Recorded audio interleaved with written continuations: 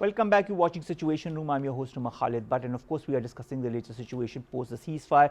Before the ceasefire, Pakistan's tactical capabilities and superiority that has been established with the, Pakistan downing so many important installations in India post the Indian belligerence and warmongering and Indian actions that also impacted Pakistan on different levels. We've been joined by important guests on this very topic. We will be talking to them, but before that we have to go to this latest news.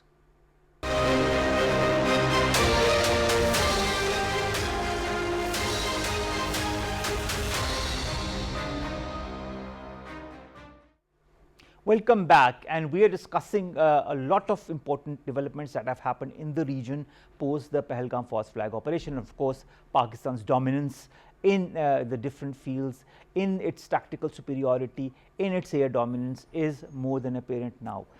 We've been joined by three guests to discuss more on that and also on the Indian exposure that of course lies bare in front of everybody as far as the Indian machinations and designs is concerned. In the studios, we've been joined by Anum. She is a strategic and nuclear studies expert. Thank you very much, Anum, to have joined us. We've also been joined by Vice Admiral Shahid Iqbal Saab. He's a former, of course, Vice Admiral and a defense analyst currently. Thank you very much, sir, to have joined us. And we've also been joined by Fahad Masood. He's an international security analyst. Fahad, welcome to our show, and thank you very much to have given us the time. We'll be back after a short break.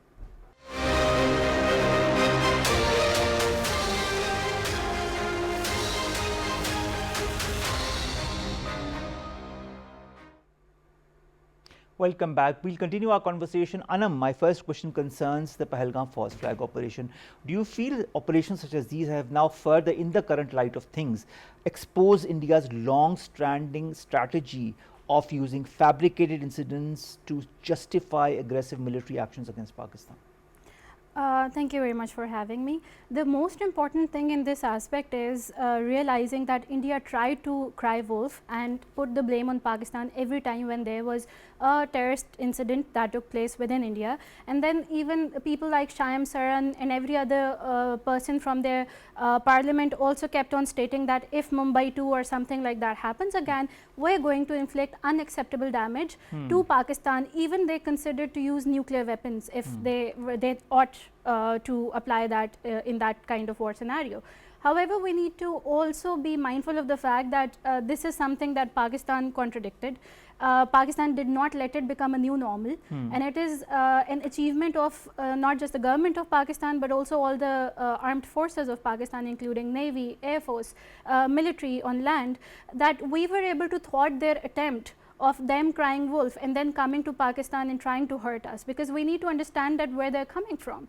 The idea of Modi is that Akhand Bharat, they want to have all this region including Afghanistan, Sri Lanka, everything to be coming under the under India, one India, greater India. So overall I think we were able to succeed in the fact of not creating this as a new normal, which is a bigger hit.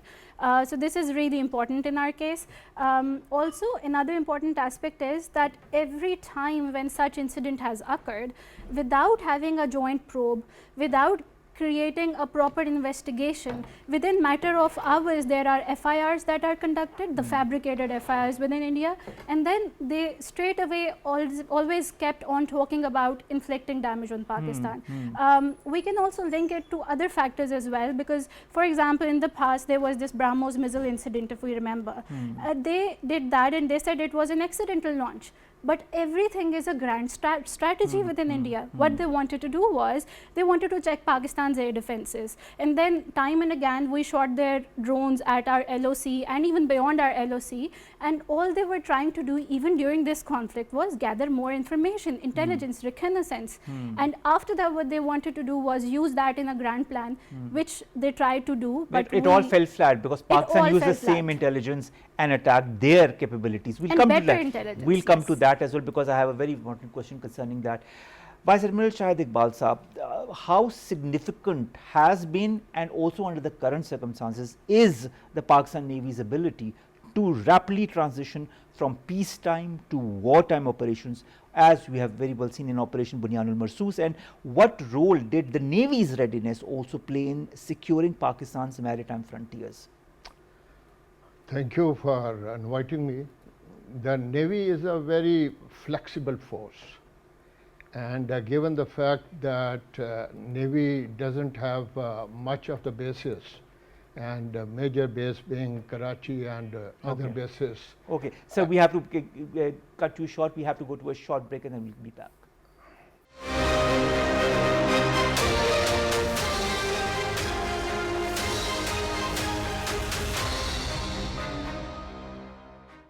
Welcome back. We were discussing with Vice Admiral Shahid Iqbal Saab in the Navy's readiness. Sir, you were saying?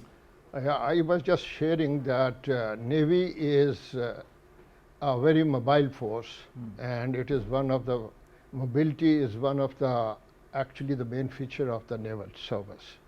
So it doesn't take much time for the Navy to get mobilized. And especially in the wake of some of the indicators which are obvious during the tension period or once the things are actually developing, the Navy picks up those indicators and try to actually mobilize their forces. Because it is all pre-planned. Nothing new has to be actually told to anyone. Everyone knows what is to be done, how it is to be done, and it is a template which has to be followed, and this is how the Navy gets mobilized. And moreover, given the fact that our bases are not that far off, so it doesn't take much of time. And in the recent, actually the scenario, the conflict which have just happened, and the Navy was actually up and about within 1 day, I would say, because some of the units had already been sailed, keeping in view, anticipating that something is brewing, and they were there, and the rest of the things, logistics, etc., which had to be moved, they had been moved. And we are well dispersed. Our logistic, our ammunition, our other stuff is available all along the coast, and it is not a big deal. So I think for the Pakistan Navy to actually transit from peace to tension period and then to the into the war, actually into war activity, it is not a big deal. It is done in a very swift manner. Exactly, because you are battle ready, you are battle hardened as well, yes. sir. Coming to you, Fahad, let's discuss a little bit about Pakistan Air Force strategy, because you were a specialist as far as you know that and so much more is concerned. How efficiently, in your point of view, has the Pakistan Air Force demonstrated its air superiority in these recent events that we have all witnessed, the world itself has witnessed in this conflict with India, particularly when it comes to advanced Indian platforms like the Rafale? So I would take it a step up. Air superiority is something which is done for a limited period of time. From the onset of operations, starting from day one, or the word get go, we shot down 5 of theirs, which have been 6-0, as we were told yesterday by DCS operations in the presser as well. So air dominance is something that we achieved and we sustained throughout operations till the ceasefire was done yesterday. So what I would like to push this here is the overall picture is a lot of positive points, a few learning points as well. Air power is extremely, how do I put this? Is flexible, can go across places, across borders, in depth, across the LOC, the working boundary, the international border, if and when required. And this was displayed in the operations that took place from the start till the culmination of everything. Well, some people are considering this to be a pause, an operational pause, then things may brew up again. But operationally, from peacetime operations to wartime scenario, I believe we have done decently well, if not very well. I would also take this opportunity to mention the claims being made on the other side. We both have had press conferences, a lot of Photoshop, a lot of AI has been used from the other side of the fence. We've not shown a lot of things. I believe we've maintained a lot of strategic restraint in that manner. But operationally, our military objectives of deterrence were achieved from the word go from the start of operations. All right, this is a very effective point of view also to understand how things are moving and could move in the coming days. And I'm coming to you with the destruction of the key Indian military installations that, of course, was the whole world was witness to, and command centers in the recent conflict. How has India's military vulnerability been exposed despite its rampant claims of regional superiority? Here, one very important aspect is their air defense, and it's not just air defense. So the major vulnerability that was shown through their own actions and our retaliatory measures was the inter-organizational connectivity. The Air Force, Navy and Army, when it comes to India, was not at all connected. Things were not panning the way they expected the operational preparedness or through their war games they expected them to be. So that was a major element. For example, if we just look at Air Force, we were able to inflict damage on all the military sites which we targeted, all the command structures which we targeted, despite them having three major air defense systems. What do they have? They have Barak 8, they have Akash missile defense system. At the same time, they have S-400s. So, I mean, in 2018, I wrote a piece where I said, okay, they are getting S-400s and they would be operational in the next 5-6 years. So I was making a huge, cry over the fact that maybe Pakistan's air defenses would be not equivalent to India. And I take my words back. The way we have shown that all of our missile defense systems, air defense system has been countering Indian threat, imagine 100 plus BrahMos missiles entering Pakistan's airspace.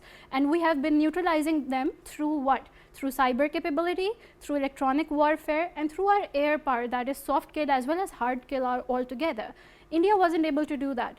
So despite the fact that they have been stating that whenever they attack Pakistan, even on the LOC, they say that they are trying to attack through their so-called surgical strikes, Pakistan's alleged terrorist places, terrorist operational shelters. However, that is not true. But what Pakistan did was, the way we said that the world would know and the world saw that we actually inflicted damage exactly where we wanted to do.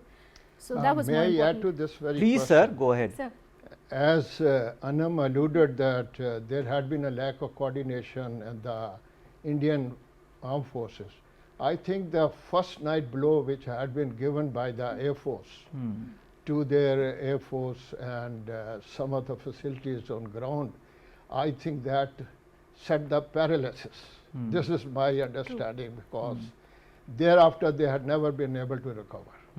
And that very actually the blow which they got, and I think thereafter whole other coordination that went up. But you also saw the final blow that Pakistan gave, and it was apparent to the whole world which Air Force and which military was superior. That showed its tactical superiority, showed its readiness under such circumstances. Coming to the Navy, sir, I'd like to understand the INS Vikrant from the Indian side, reportedly retreating closer to Mumbai after being monitored by the Pakistan Navy as well. What did this indicate, or what does this indicate about Pakistan's maritime deterrence capabilities in the face of possible Indian naval aggression?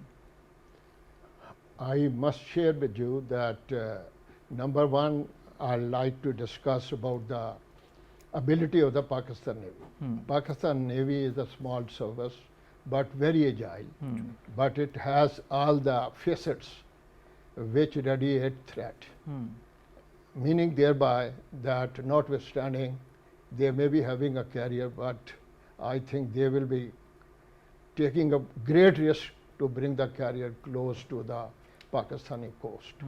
And I have been told during this conflict the carrier never came less than 600 to 700 miles, nautical miles from the Pakistan's coast. Apart from the ability of the Navy and the various, actually the facets the aviation, the submarines, and other missile capability which are held on board platforms. The geography of Pakistan, the coast of Pakistan is such that it also provides a lot of strength, and it does not actually allow formation like a carrier group to operate very close or to operate not in the North Arabian Sea. So this is one of the reasons. Notwithstanding, they have got 2 carriers and they are in the process of building the 3rd one. In my reckoning, they have got very little role to play. You will find in this conflict we have seen that they never came up, and in my understanding, given the ability and the capability which the Indian Navy has, the carrier should have been posturing in a very aggressive manner, but they didn't. And I wonder what sort of deployment had been made by the Indian Navy. And my perception of India getting into the paralysis sort of, you see the problem, it is actually emanates from this very fact that Indian Navy was not found very confident out at sea. All right. Well, nor was the Indian Air Force apparently, and nor was the Indian military. I think, as you said, Pakistan put the first very strong blow by downing 5 aircraft, including the 3 Rafales and Su-30 and MiG-29. And then, as you yourself said, India never recovered after that. You see, this is the way the US actually starts the war. At the very beginning, they actually create a shock and awe. And if any opposing country, the adversary, if they withstand the shock and awe, then you see they can fight. Else, in most of the time, they just actually surrender. And they get into the paralysis and whatever the plan they had bad. So this is a deliberate strategy that the Indians had as well. Coming to you, Fahad, I'd like to understand J-10C, JF-17s. We've seen how their superiority also was very well established by the way our Pakistan Air Force Jawans maneuvered these aircraft and showed a combination of superiority over the Indian Rafales as well, and Su-30 Mk1 in terms of radar, weapon system and electronic warfare capabilities. What's your take on all of this? A lot of international analysts, defense analysts now talk about the rise of the Chinese aircraft capabilities in the wake, and they're comparing the French and the Chinese. How comparable are they? Well, there is a phrase, we call it network centricity. Right now, it is all to do with data fusion, sensor fusion competence that an aircraft or a platform holds. Both the aircraft which you've mentioned, the JF-17, Block 3, Block 2, as well as the J-10, have this capability with them. This is what enabled them to have a visibility trans-frontier. They could have talk to each other in domains of data as well as voice. So this is something which really works. And if I were to put this in words, Sone Pe Suhaga was the PL-15 that we have. It is proven to be the longest stick in the subcontinent right now, beyond what the Rafael Meteor was pronounced to be equivalent, if not better. Proven its worth many times over in the short conflict on the first night once we shot down 5 of their aircraft. So comparatively speaking, I would say the Rafael is a potent aircraft without question. The Su-30 MKI, known as the Eastern Raptor, has its competencies and capabilities of being a multi-role, a swing role aircraft. But I believe I've said this many times over, and I'll reiterate it here. The gun matters, but the man behind the gun matters more. So the pilots who were flying our side of the fence and the other side of the fence both showed difference. And that is where we were able to generate situational awareness, maintain situational awareness, and in the process, know where to hit, when to hit, and how to hit. The more we sweat in peace, the less we bleed in war. This statement has never stood as true as in this conflict. We have trained hard and we have hit hard. That is so true. That is so true. We will come back with more in this very discussion, but after this short break.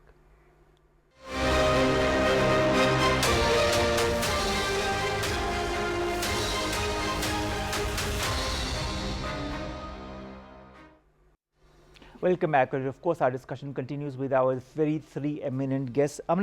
How significant is the global realization that India has been using false flag operations as a pretext for military aggression? We've seen that in the past, and we continue to see that now in the Pahalgam false flag operation. What should Pakistan do to ensure that this narrative is reinforced internationally, and that more and more people get to realize what India's true narrative is? I think here Pakistan has been doing enough since decades now. What Pakistan has been doing is that we have been countering this propaganda internationally on all the UN forums.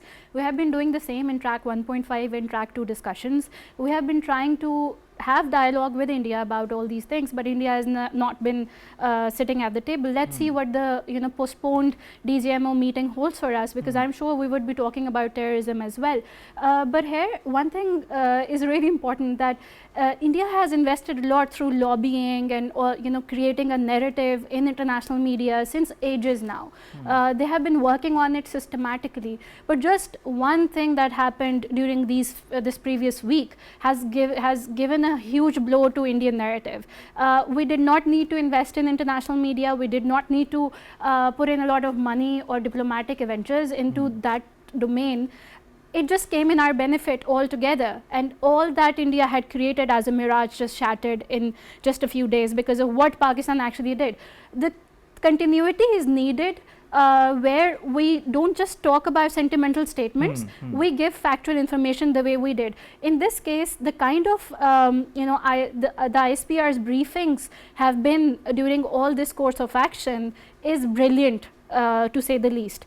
This is what we need to do. Look at their briefings. They are not giving any factual information. They are giving satellite imagery only to show alleged destruction in Pakistan, where even Lahore has been captured, in other words. So among so many other things, even our opinion in Islam exactly. completely destroyed. So in that case, the kind of collective information that we have put out there through our Air Force, it is a very important thing that now Pakistan has been sharing limited secret knowledge to the world, where it deemed necessary to rebrand our image, and we did so because we're not just talking about things. It's not just all that, it's about more actions that we took already. And another important aspect here is that we need to understand one more thing, that them talking about all false flag operations, surgical strikes, so-called terrorist activity via Pakistan in India, but the moment we were fighting conventionally with India,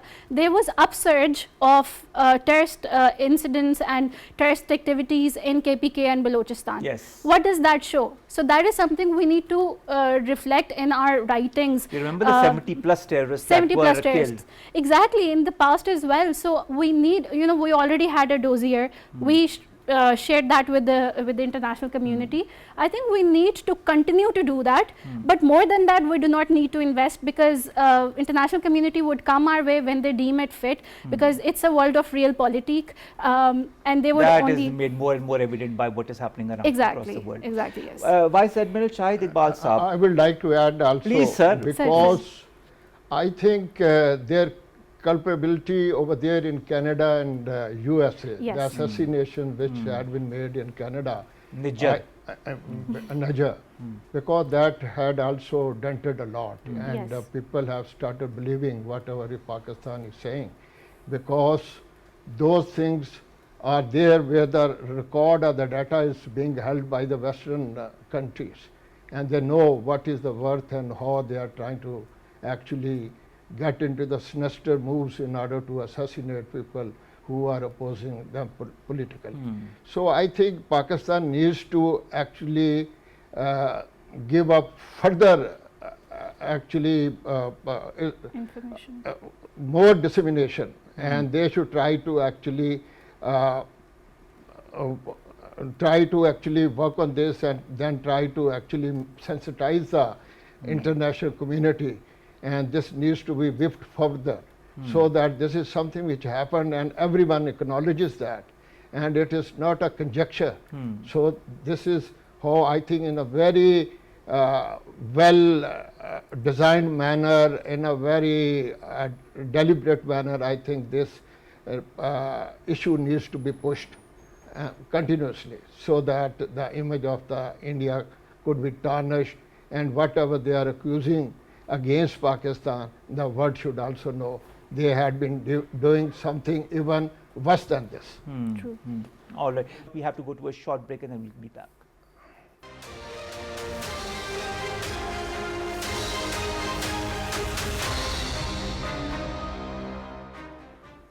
The Pakistan flag stands high.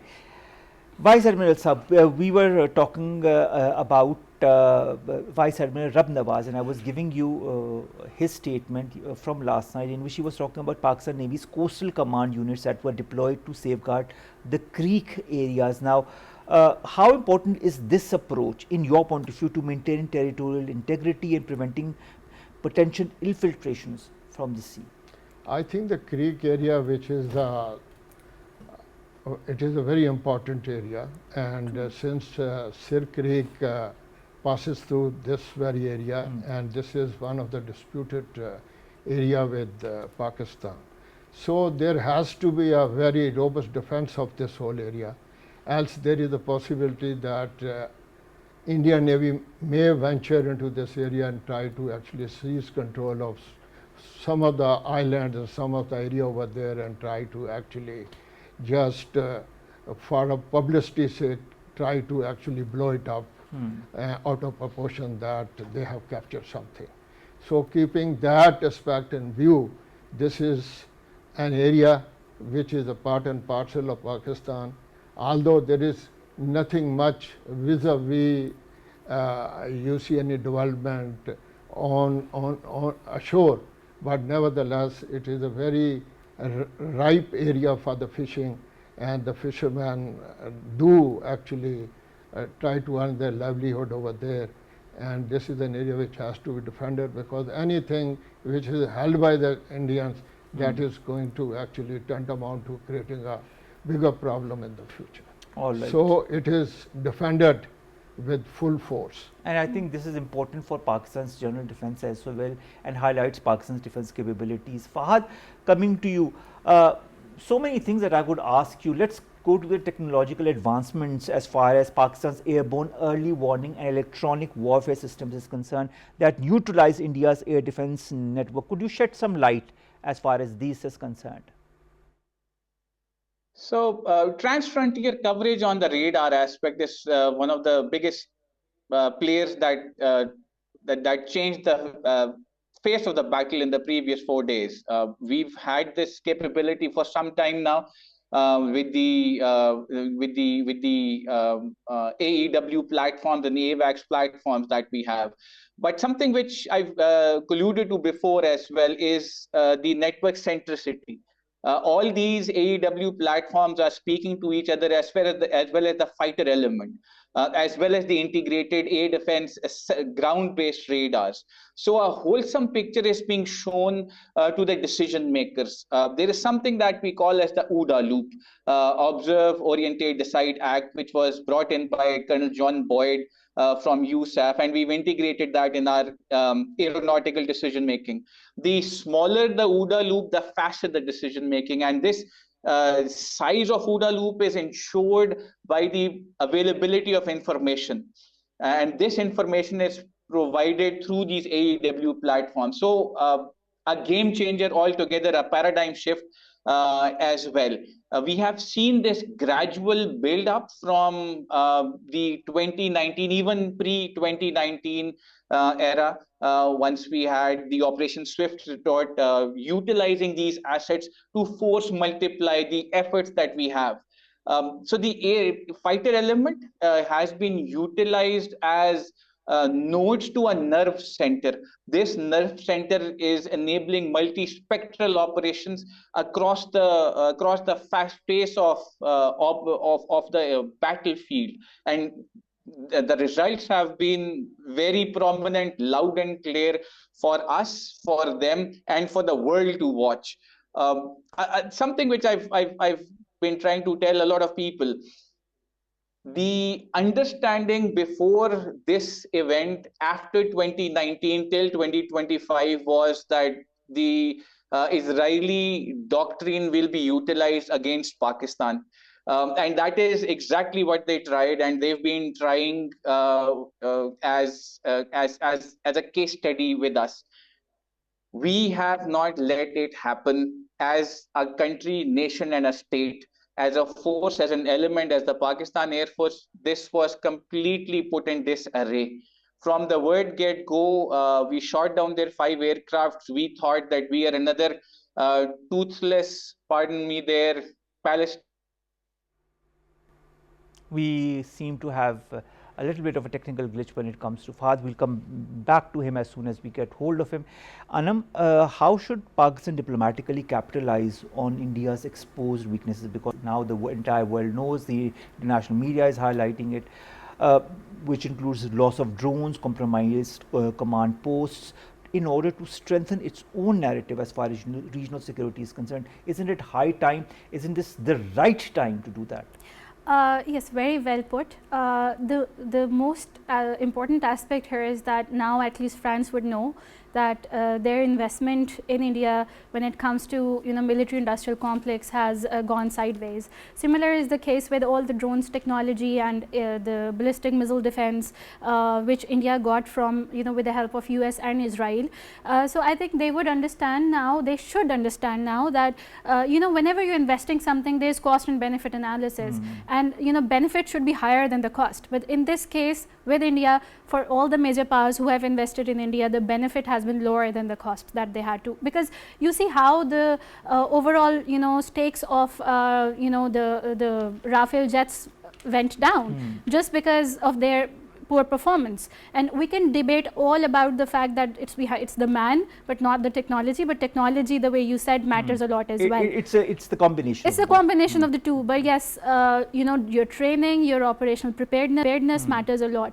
So this is high time when we need to, in our track 1.5 and in track 2 discussions, through our communication through different think tanks and our other strategic communications, we need to make them understand that you are arming them to the teeth, and you are arming them because they want to fight your war. You want them to fight your war with China, but when push comes to shove, they would not be fighting a physical war with China. I already said it in some other program here, in fact your program, that there was this US think tank which is heavily funded by the US government. The head of that think tank came to Pakistan last year, and she mentioned that in different quarters within the US decision making bodies, it is high realization now that that Indians would not fight the US war with China.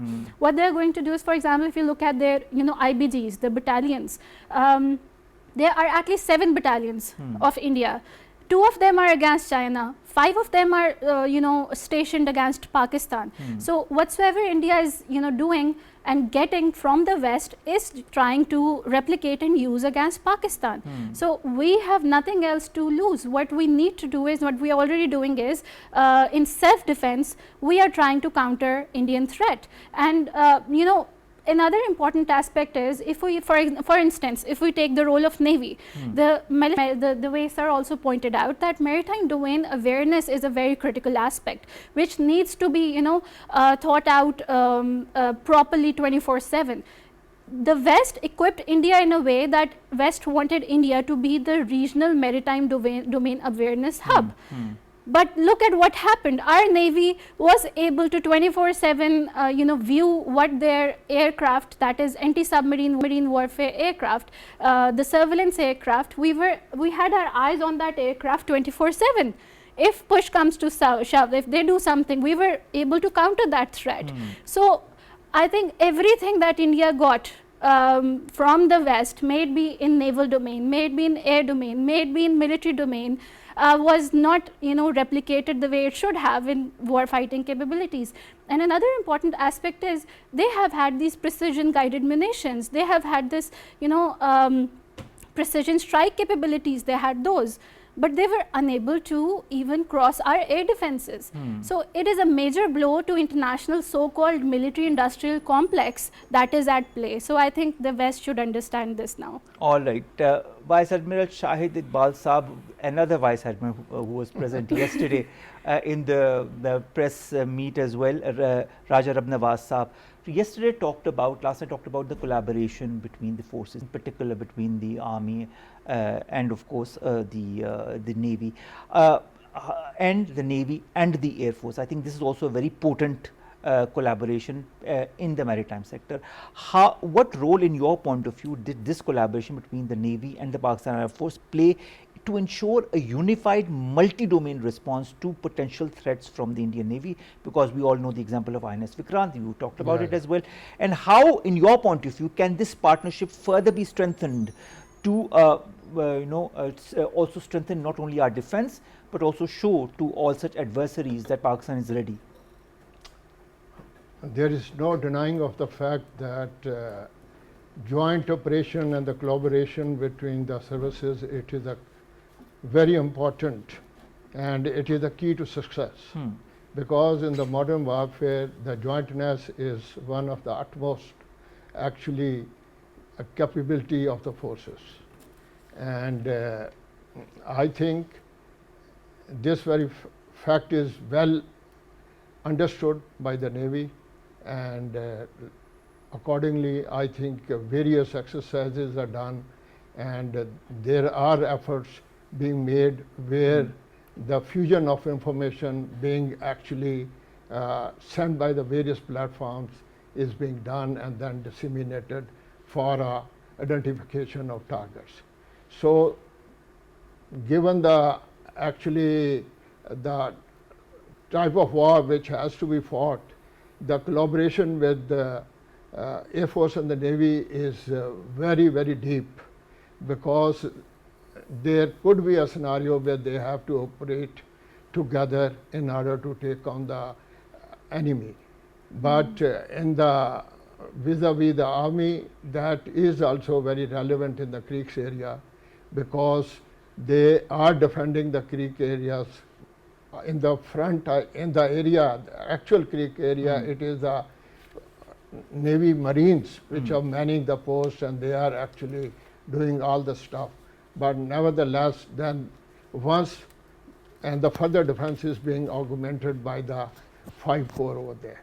So you see the coordination is continuing, and especially in the Navy and Air Force, it is most important, because if there is a one platform which is actually, for example, ABAX, it is operating in the southern sector of the country, then instead of Navy flying their aircraft, MPA, they can always seek that information, a picture of the sea. And likewise, if they are operating, they can share with that. And accordingly, then this whole actually information is fused, then it is evaluated and disseminated. So this is the way the modern warfare is being fought, and I'm sure the Navy and the Air Force must be doing the best, and there is always a room for improvement, because with the change in the technology, because the procedures and the SOPs also change. Exactly, and Pakistan also learns, sir, from these experiences such as these on how to further improve its defense capabilities. Because once you change the radars, you change the equipment, the mediums are being changed. Of course. Because you see, when we started the service, everything used to be on the telephone. And now they are all the more. Now everything is being disseminated digitally. True. Fahad, last question to you. What lessons, in your point of view, can be drawn from this conflict regarding the future of air combat in South Asia, especially given the growing rate of drone warfare and artificial intelligence? So a lesson that we as an Air Force had learned from the Russia-Ukraine conflict is that the air power in future is going to be disruptive. Disruptive platforms will be made available, just like the drones that we saw, loitering munitions that came across, and we neutralized them in huge numbers, maybe the Israeli platform or the Indian ones. So this is a big one. We need to have the counter to this. In my humble opinion, we do have the counter. That is why we've been able to take down so many of them. It's called counter UAS technology. The world internationally is talking on this: anti-swarm, anti-loitering munition, anti-mail, anti-hail. All of these are critical for operations in the future. Something which was discussed before about joint ops. I would take this opportunity to just touch upon it for a while. So synergy is key. All of the armed forces have their own capabilities, competencies, and skill sets. They need to be merged together to make a whole. The They need to be enabling merged. Fahad, environment. we have to cut you a bit short because we unfortunately are short of time. Thank you very much, Fahad, Masood. Thank you very much, Anum, and thank you very much, Vice Admiral Shahid, Iqbal Saab, to have come to the studios and to have given us your eminent point of views under the current circumstances. Ladies and gentlemen, that brings us to the end of this transmissions. Other anchors, of course, will bring you forward with other aspects of this detail. Till then, stay tuned right here to PTV World. Omar, Khalid bids you farewell.